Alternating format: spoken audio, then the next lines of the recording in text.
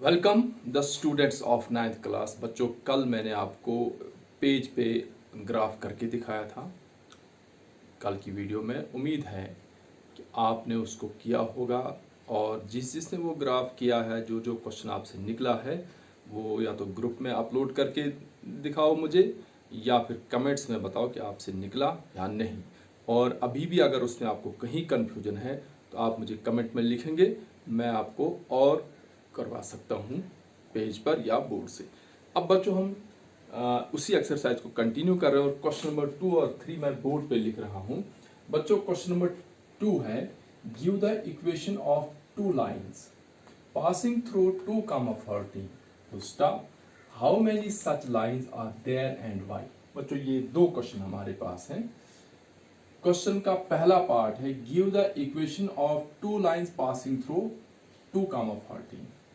बच्चों, 2,14 एक पॉइंट है जिसका x कोऑर्डिनेट जो बच्चों कितना है 2 और जिसका y कोऑर्डिनेट कितना है 14। मतलब ये ऐसा पॉइंट है जो आपको x एक्सिस पे 2 और उस 2 से आपने ऊपर y की साइड जाना ऊपर, तो वहां एक जगह जहां 14 होगा y एक्सिस के सामने, वहां ये पॉइंट होगा। मान लो मैं पॉइंट इसको यहां मानता हूं और इसका x कोऑर्डिनेट है 2, ठीक है, और y कोऑर्डिनेट इसका है 14।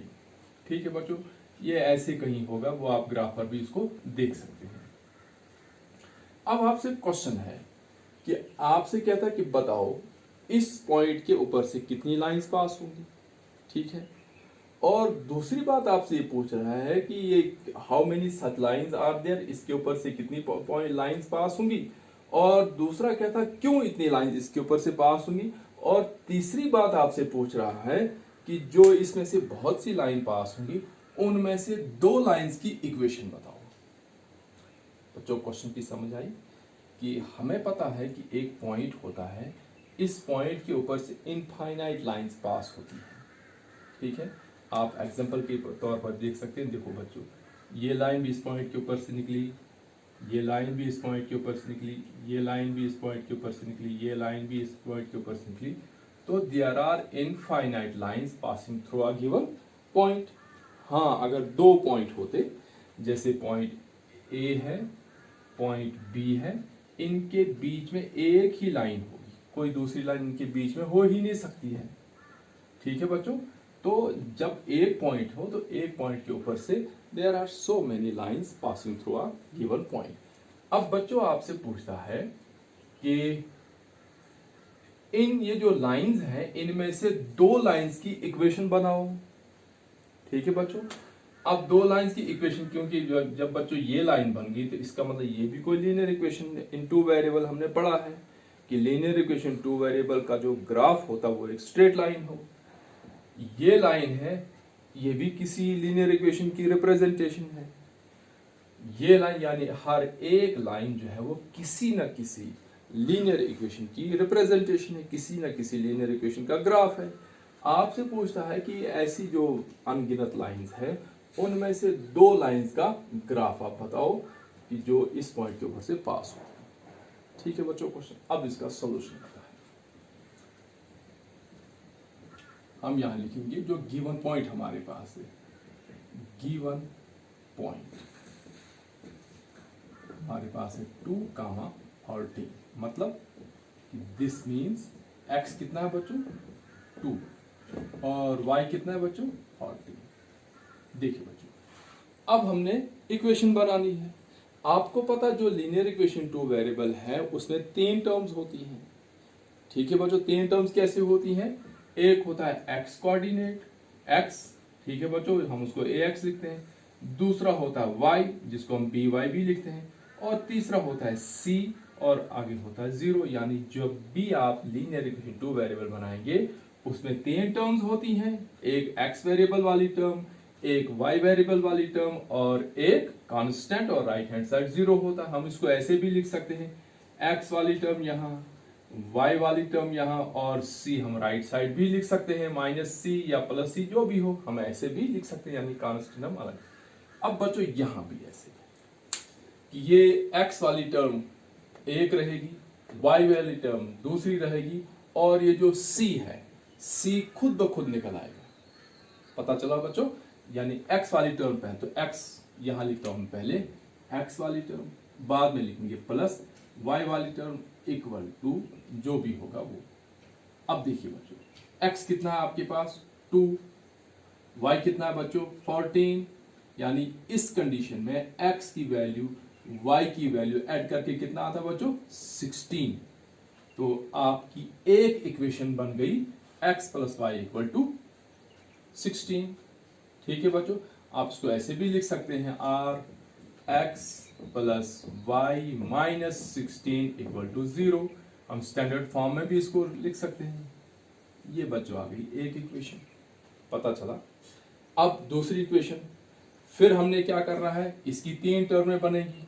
पहली टर्म x वाली, दूसरी टर्म y वाली और तीसरी टर्म कांस्टेंट होगी। हम लिखेंगे पहली टर्म x वाली, दूसरी टर्म y वाली। पहली बार हमने प्लस का साइन डाला था, अब अपनी मर्जी है माइनस का साइन डाल देगी। तो बच्चों देखो x की जगह कितना है 2, माइनस y की जगह कितना है 14। बताओ बच्चों 14 माइनस 2 कितना रहा 12, और साइन किसका रहेगा माइनस का। इसका मतलब अगर हम इस x माइनस से 14 को निकालें, यानी x माइनस हम y करेंगे तो हमारे पास माइनस 12 रहता है। ठीक है बच्चों, अब इसी को अगर हम स्टैंडर्ड फॉर्म में लाएंगे तो हमारे पास बनेगा x माइनस वाई, माइनस 12 को लेफ्ट हैंड साइड लाएंगे तो प्लस 12 इक्वल टू 0। ये बन गई आपकी दूसरी इक्वेशन। आप इसी तरह से तीसरी इक्वेशन बना सकते हैं। मैं आपको दिखाता हूं, यही x पहली टर्म आएगी, यही y दूसरी टर्म, बीच में प्लस का साइन। आप क्या करें, क्योंकि ये रिपीट हो रहा है, रिपीट नहीं होना चाहिए, हम इस x को 2 लगा देंगे। ठीक है बच्चों, अब क्या होगा 2x मतलब 2 इंटू 2 कितना हुआ बच्चों 4, 4 प्लस 14 कितना हुआ 18। ये गई बच्चों हो गई तीसरी इक्वेशन।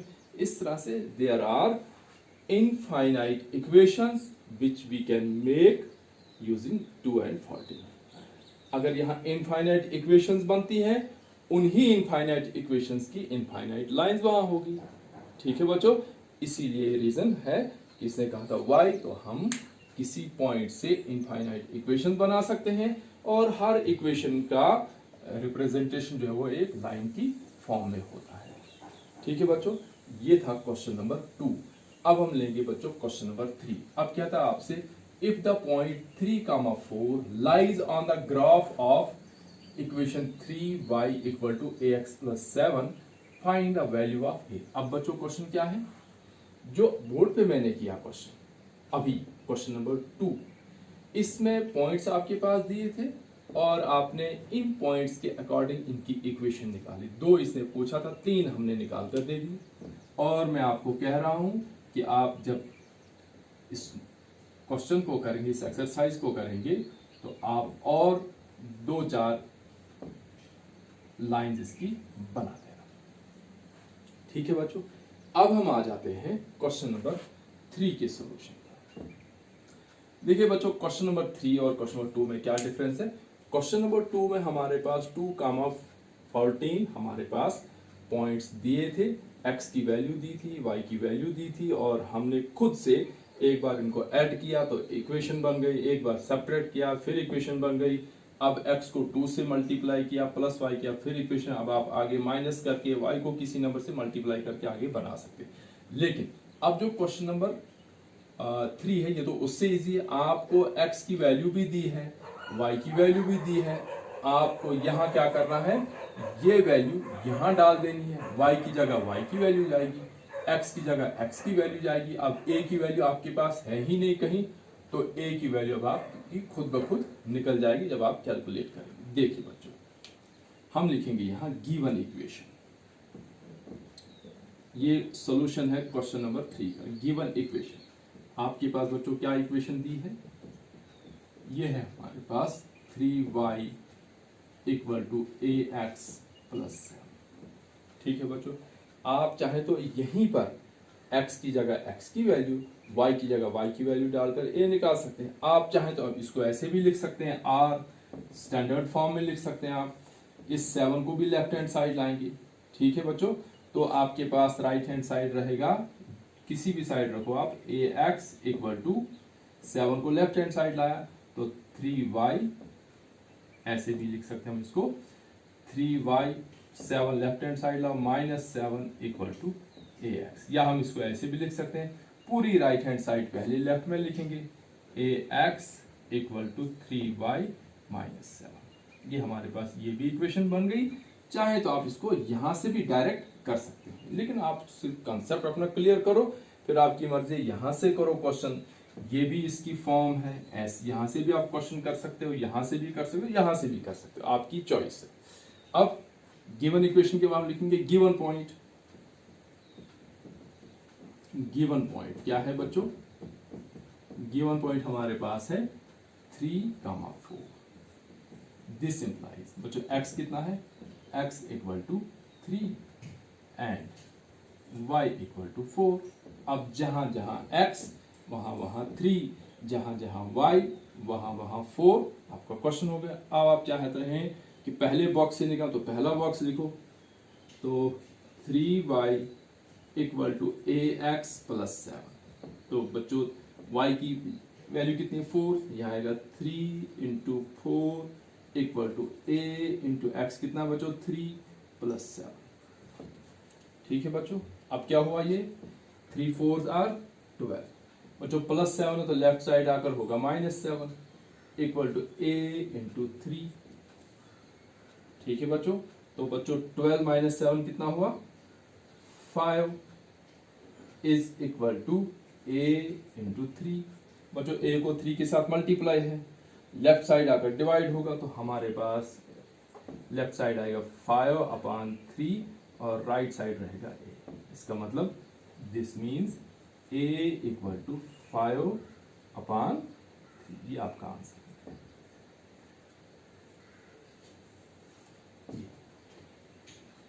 आप चाहे तो मैंने पहले बॉक्स का, आप चाहे तो दूसरे बॉक्स को ले लो, y की जगह y की वैल्यू डाल दो, x की जगह x की वैल्यू डाल दो। तो ऐसे भी आप चाहे तो ऐसे भी कर सकते हैं, तो जैसे मर्जी आप ऐसे क्वेश्चन कर। तो बच्चों ये था क्वेश्चन नंबर 2 और क्वेश्चन नंबर 3। अब हम इसके बाद करेंगे क्वेश्चन नंबर 4 और क्वेश्चन नंबर 5। चलिए तो बच्चों क्वेश्चन नंबर 4, ये लंबा क्वेश्चन मैं बोर्ड पे नहीं लिख रहा हूँ, मैं आपको बुक से पढ़ के सुना रहा हूँ। बच्चों क्वेश्चन नंबर 4 है, the taxi fare in a city is as follows. For the first kilometre the fare is ₹8 and for the subsequent distance it is 5 kilometer, 5 rupees per kilometer. Taking the distance covered as x kilometer and total fare as ₹y, write a linear equation for this information and draw its graph.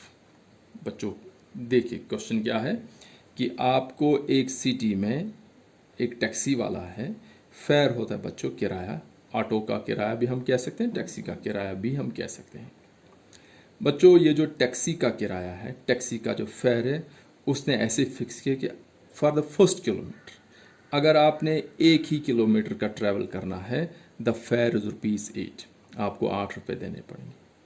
लेकिन अगर आपने 1 kilometre से ज़्यादा का distance cover करना है, so for the subsequent distance का मतलब क्या हुआ कि 1 किलोमीटर के बाद का जो डिस्टेंस है उसका रेट जो आपको लगेगा 5 रुपीज़ के हिसाब से लगेगा पर किलोमीटर।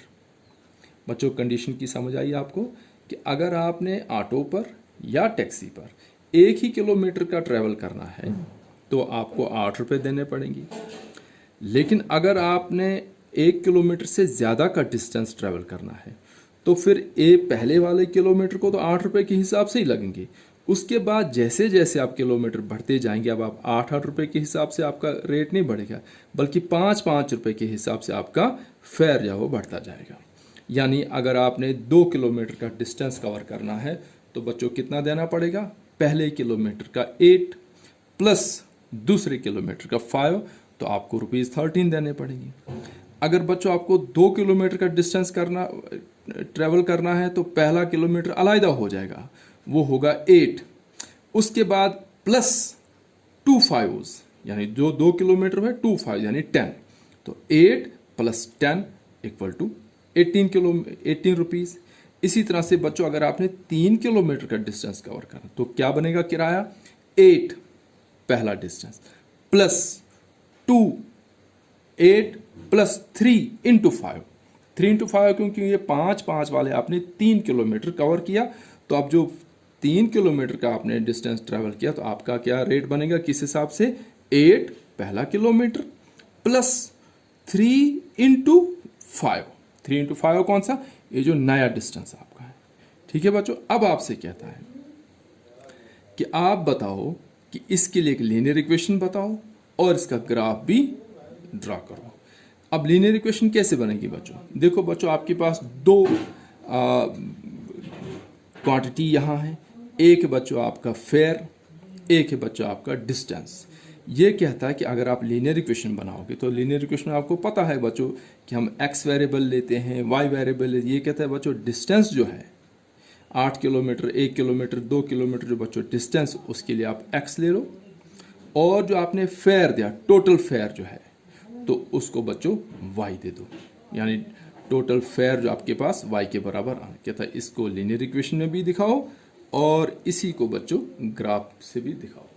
चलिए बच्चों हम लेते हैं यहां, let distance travelled equal to x kilometre.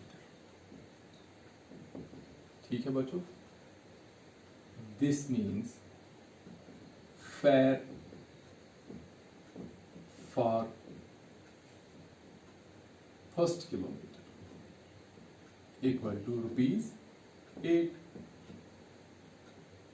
Fair this means की जगह एंड करो, and fare for first kilometre equal to ₹8 and fare for each subsequent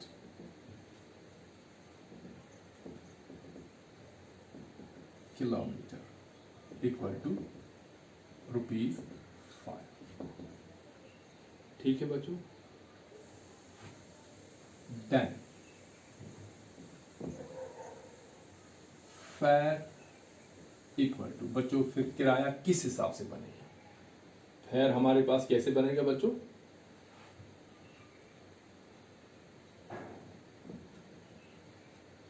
distance जितना उसने कवर किया, क्योंकि बच्चों ये जो डिस्टेंस है ये 1 किलोमीटर है, 2 किलोमीटर है, जो भी है, इस डिस्टेंस में बच्चों दो किस्म के रेट लगेंगे। एक रेट लगेगा 8 के हिसाब से और एक रेट लगेगा बच्चों 5 के हिसाब से, यानी हम इसको लिख सकते हैं कि 8 प्लस 5x, 8 प्लस 5x क्या बच्चों कि पहले किलोमीटर का 8 ये तो लगेगा ही लगेगा, और आगे जो लगेगा वो लगेगा 8 plus 5x minus 1। 5x minus 1 कैसे बच्चों, तो अगर आपने 2 किलोमीटर का डिस्टेंस किया तो पहले किलोमीटर को आपको 8 लग गया, अब जो बाकी आपका कितना डिस्टेंस बचा बच्चों 1 किलोमीटर, यानी उसको लगेगा 5 के हिसाब से, यानी आपने 2 किलोमीटर का डिस्टेंस किया, 2 किलोमीटर में से मैंने 1 माइनस की, 1 कौन सा बचा, ये जो पहले 8 रुपए वाला था।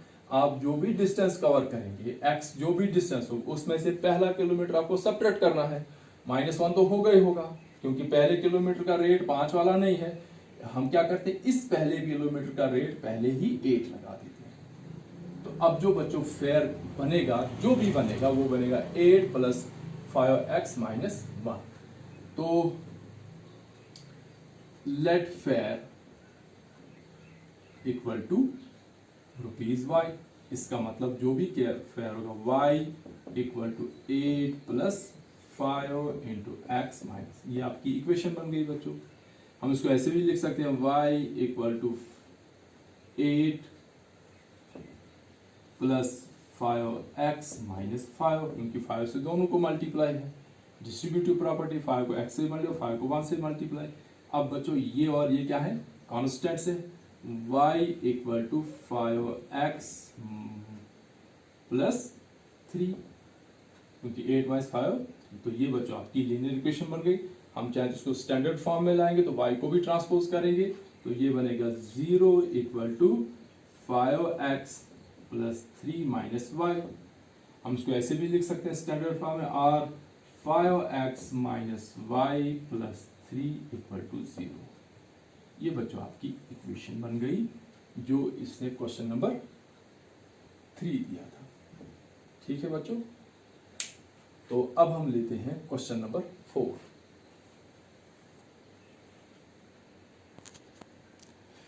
तो बच्चों क्वेश्चन नंबर 4 के बाद question number 5, from the choices given below comma choose the equation whose graphs are given in figure 3.6 and figure 3.7। बच्चों मैंने 3.6 की फिगर बोर्ड पे ड्रा की है, उसके ऑप्शंस भी लिखे हैं। मैं फिगर 3.6 को आपको बोर्ड से समझा रहा हूँ कि क्वेश्चन क्या है, और फिर आपने बच्चों फिगर 3.7 को खुद से ट्राई करना है और मुझे आप कमेंट्स में बताएंगे कि आपका आंसर कौन सी चॉइस। देखिए बच्चों बोर्ड की तरफ question 5, choose the equation whose graph is given in figure 3.6। ये बच्चों 3.6 हम पहले इस ग्राफ को स्टडी करते हैं फिर हम इक्वेशन को देखते हैं।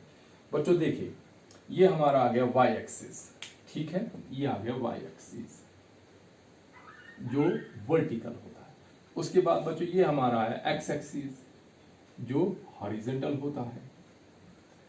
अब बच्चों ये दोनों लाइनें जहां क्रॉस होती ये यहाँ 0,0 मतलब यहाँ x भी 0 y भी 0। ठीक है बच्चों, एक डॉट इसने बच्चों यहाँ दिया है। आप मुझे बता सकते हैं बच्चों कि इसके कोऑर्डिनेट्स क्या होंगी। अब इसके यानी इसकी वैल्यू क्या होगी, इसका x कितना है और इसका y कितना है। बच्चों जब हम इसका x और इसका y ढूंढे हम क्या करते हैं, पहले हम x एक्सिस पे चलना शुरू कर देते हैं। देखो बच्चों मैं यहाँ आ जाऊंगा लेफ्ट साइड, क्योंकि इसके नीचे आना मैंने आया मैं यहाँ से अब मैं थोड़ा सा ऊपर गया तो कहा यहाँ पर, और जब मैं इधर देख रहा हूँ इस साइड तो कितना है 1, यानी इसका जो x है वो है -1 और इसका जो बच्चों y है वो है +1। अब बच्चों हम इस डॉट को देखते हैं। अब फिर हमने पहले x वाली लाइन पे जाना, फिर हमने इस डॉट की तरफ आना है। तो हम यहां से गए बच्चों x वाली लाइन की तरफ पहुंचे 1 पर, और 1 से हमने नीचे चलना शुरू किया तो हम पहुंचे इस डॉट पर, और देखा हमने ये y एक्सिस में कहा -1 के सामने है, तो इसका कोऑर्डिनेट बच्चों पहले हमेशा x वाला तो 1 कामा फिर y वाला -1। ये बच्चों हमारे पास 3 पॉइंट्स हैं। इस पॉइंट का x है -1, y है 1, इस पॉइंट का x भी 0 y भी 0, इस पॉइंट का x है बच्चों 1, पहले x कोऑर्डिनेट, बाद में बच्चों y है इसका -1। ठीक है, अब आपसे कहता है कि इस लाइन की जो इक्वेशन है इनमें से कौन सी इक्वेशन इस लाइन की है। ठीक है बच्चों, हम फर्स्ट को लेते हैं। फर्स्ट में इसने कहा है y equal to x. y equal to x का मतलब क्या होगा बच्चों कि y और x की वैल्यू सेम है। ठीक है, तो बच्चों हम देखते हैं जरा कि y की जगह अब कितना डालेंगे हम -1। ठीक है बच्चों, पहली वैल्यू x की है, दूसरी वैल्यू y की है, y की जगह डालेंगे 1 और x की जगह -1। क्या बच्चों 1 और -1 इक्वल होता है? नहीं होता है। तो इसका मतलब इस ग्राफ में x और y की वैल्यू सेम है, बिल्कुल गलत है। यहां भी नहीं है और यहां भी, इसलिए इसकी पहली ऑप्शन नहीं है। अब आ जाते हैं बच्चों ऑप्शन नंबर 2 पर। कहता है कि x plus Y equal to 0 आना चाहिए। डाल दो बच्चों वैल्यू, पहले x की वैल्यू यहां से लो, x की वैल्यू बच्चों कितनी है -1, बच्चों y की वैल्यू कितनी है +1, तो -1 + 1 कितना हो 0। अब बच्चों हम ये वैल्यू तो ठीक है 0 + 0। अब हम इसको ट्राई कर, पहली वैल्यू बच्चों 1 वाली, तो x की वैल्यू पहले, फिर -1 यानी y की वैल्यू, तो 1 - 1 फिर से बच्चों 0। इसका मतलब क्या हुआ कि ये जो इक्वेशन है यही इस लाइन की इक्वेशन है, यानी इस इक्वेशन का ग्राफ ये है। अब अगर हम बच्चों तीसरे पार्ट को भी ट्राई करते हैं, तो बच्चों तीसरा पार्ट क्या है, मैं फिर यहाँ थर्ड पार्ट लिख रहा हूं।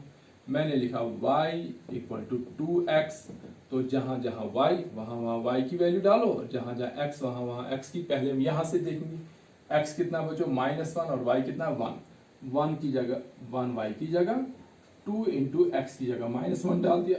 ये बच्चे बना 1 इक्वल टू 2 1 2। क्या बच्चों 1 और -2 इक्वल होता है? नहीं। तो इसका मतलब ये भी गलत है, क्योंकि अगर ये वैल्यू इस इक्वेशन की होती तो हमारे पास लेफ्ट हैंड साइड और राइट हैंड साइड इक्वल आ जाती, लेकिन यहाँ लेफ्ट और राइट हैंड साइड हमारे पास इक्वल नहीं आ रही है। इसका मतलब ये जो लाइन है इस थर्ड इक्वेशन की लाइन नहीं है। अब बच्चों हम देखेंगे लास्ट पार्ट इसका कि इसने कहा है 2 + 3y = 7x बनना चाहिए। डाल दो वैल्यू बच्चों, हमने डाल दिया 2 + 3 × y की जगह यहाँ से चलो y की जगह 1 = 7 × x की जगह -1। तो कितना बना बच्चों 2 + 3 = 3 = -7। बच्चों लेफ्ट साइड बना हमारे पास 5, राइट साइड -7, तो left hand side is not equal to right hand side. ठीक है बच्चों, LHS is not equal to RHS, है ना बच्चों। तो जब नहीं हुआ तो इसका मतलब ये भी इसका ग्राफ नहीं है। आप इस पॉइंट को भी ट्राई करके देखेंगे तो यहाँ आएगा बच्चों 2, y की जगह आएगा -1 और यहाँ आएगा 1, तो ये बनेगा बच्चों 2 - 3 बनेगा बच्चों -1 और राइट साइड बनेगा 7, तो तब भी ये इक्वल नहीं है। अब बच्चों मैं कंक्लूड करता हूं कि अगला पार्ट आपने क्या करना है। देखो ये मैंने क्या सॉल्व किया, आप डायरेक्ट कर सकते हैं कि आप यहीं से कोई एक पॉइंट, मैंने इसको लिया, x की जगह -1, y की जगह 1 डाल दो इधर, x की जगह -1, y की जगह 1 इक्वल है नहीं है। फिर ये पॉइंट भी डाल कर देखो नहीं है। अब यही पॉइंट इसमें डाल कर देखो, x की जगह -1, y की जगह 1, हाँ 0 है, यस। यही वैल्यू यहाँ डाल कर देखो, y की जगह 1, x की जगह -1, तो ये बनेगा 1, 2 1 2 -2, ये भी इक्वल नहीं। इसी तरह से यहाँ डायरेक्ट भी आप वैल्यू डालकर दे सकते हैं, देख सकते हो, और इस तरह से सॉल्व करके भी आप देख सकते हो। तो बच्चों ये थी आज की वीडियो। आप जो आपका असाइनमेंट रहा आप घर पे इनको करेंगे। ग्राफ आपने अभी जो हमने इससे पहले वाला क्वेश्चन जो किया था टैक्सी फेयर वाला, उसका ग्राफ आप ड्रा करेंगे और ग्रुप में अपलोड करेंगे। ग्राफ मैं चेक करूंगा, या फिर आप कमेंट में भी लिख सकते हैं कि अगर आपसे निकला वो ग्राफ ठीक नहीं निकला तब भी आप मुझे बताएंगे। So thanks for watching.